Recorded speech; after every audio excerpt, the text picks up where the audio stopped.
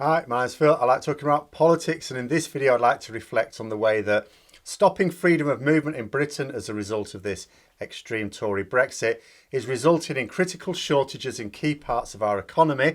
I'd also like to echo some thoughts I was reading as to whether it took the government by surprise. But first, if you'd like to be notified of daily news in politics, please subscribe to the channel and click the bell notification icon. So regardless of what people thought their motivation for voting for leaving the EU was, we know that a huge part of it was anti-immigration feeling. Both of the major Leave campaigns made a great play of pushing fear of immigration. It was well targeted and completely false. A prevailing view amongst many Brexit supporters is that cheap labour from Eastern Europe was coming over here and taking our jobs. That there were queues of British unemployed who wanted those jobs but were being passed over. They knew and know this to be true because they read it in the Daily Mail. Last year we had a test run in the agriculture sector. We'd left the EU, but freedom of movement was still with us.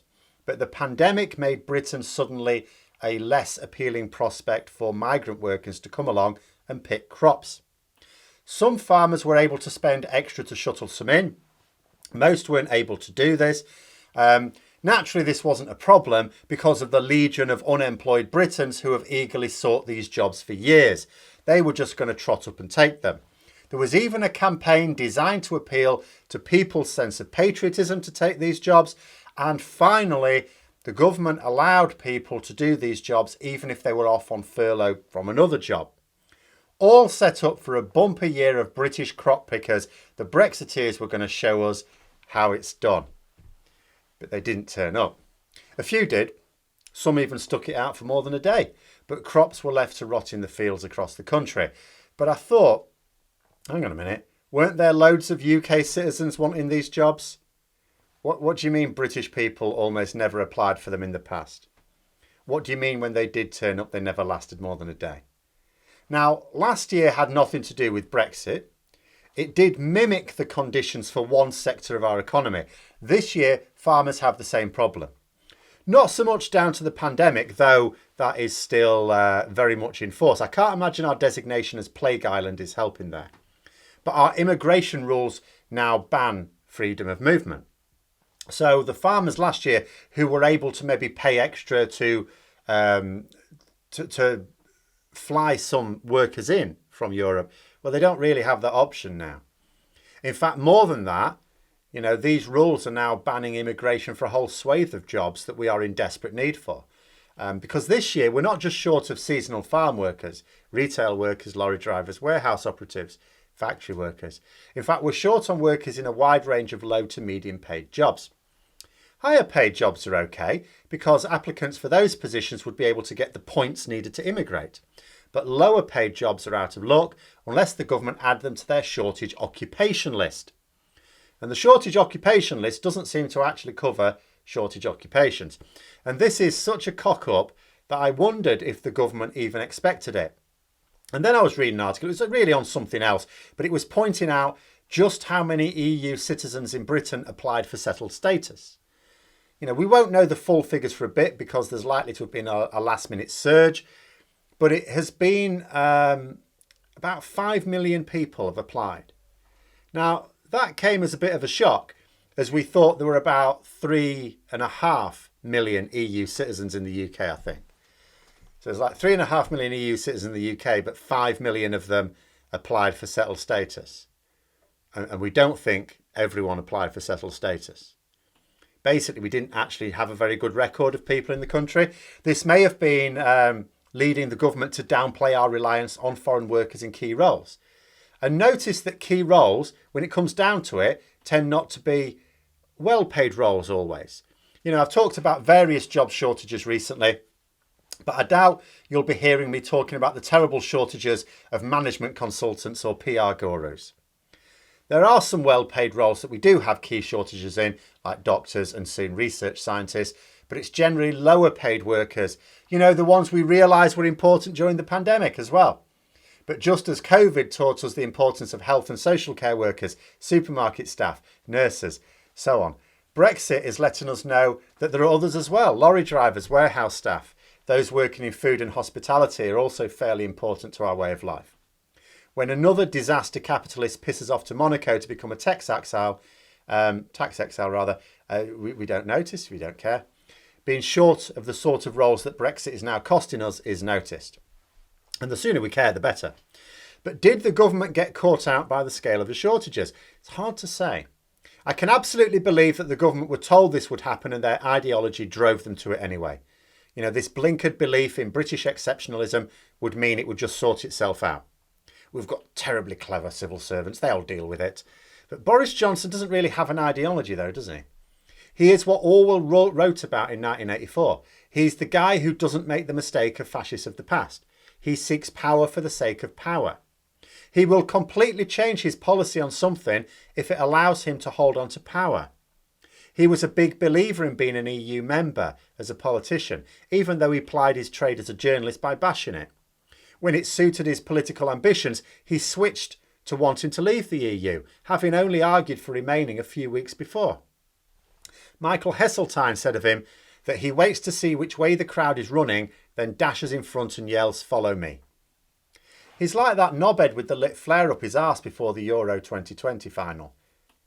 I really wish they wouldn't keep calling it that. It's 2021. Anyway, never mind. He's interested in seeking the approval of his audience. That's all he's interested in. You know, he has no ambitions beyond that. He wants the power, but he doesn't want to do anything with that power. Would he really therefore have forged ahead with a policy which would hurt our food supply chain quite so hard? It is possible. After all, though he's not driven by ideology, he is a big believer in things just sort of working out in the end. A consequence, no doubt, of being privileged and wealthy, where no failure is ever costly. For those of us who can veer between triumph and disaster, depending on our ability to get decisions right or not, we think about things a bit more. Our life decisions have a bit more gravitas. For those who know the safety net is always there, they can take more liberties. Which is fine on an individual basis, absolutely no problem. But when they're taking those risks on other people's behalf as well, I'm less supportive. And when they're taking those risks on the behalf of like 66 million people, I have strong objections. But it is just possible that neither Johnson nor his ministers realised the scale of the issue. They didn't have accurate numbers of EU citizens in the country. That also means they can't have had accurate information on just how dependent we were upon them.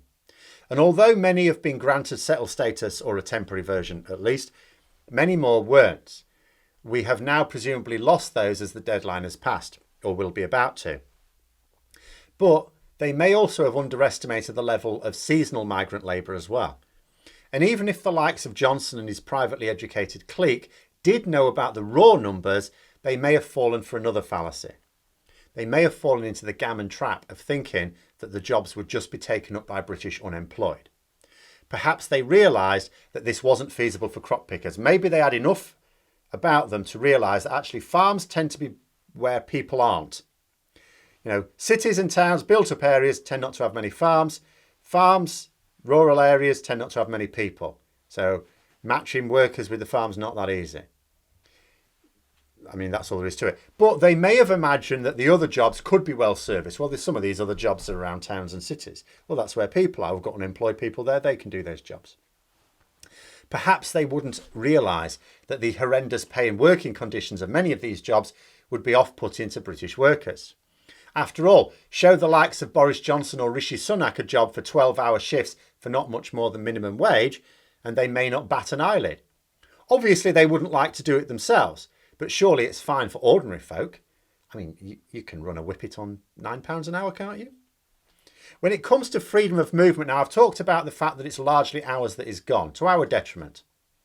Most EU citizens lost access to an island. Most UK citizens lost access to a continent. But we are also suffering from the EU citizens who lost access to our island because we lost access to their labour. And in order to cover it ourselves, it's not enough for the government to point out that these jobs exist.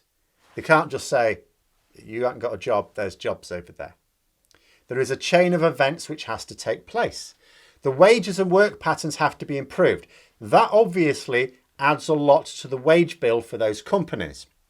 Okay, fine. they will then have to pass on that cost to the customer. Eventually, that means the costs for us will rise, of food, say. 1 in 8 is already in food poverty in the UK. This figure, though it sounds shockingly high for such a wealthy nation, is clearly not too costly politically for the Conservatives. But there has to be a tipping point. The government would therefore have to act to make sure enough people can afford the more expensive food. That would need a significant reform of our economy in a way that would not chime with the needs or desires of the very people who took control of the government to deliver this extreme Tory Brexit. So that's where we are. But anyway, those are my thoughts. Let me know yours in the comments below. Hope you found the video interesting. If you did, don't forget to click the like button. If you'd like to support the channel further, please also click the Patreon link for details. And until next time, I'll see you later.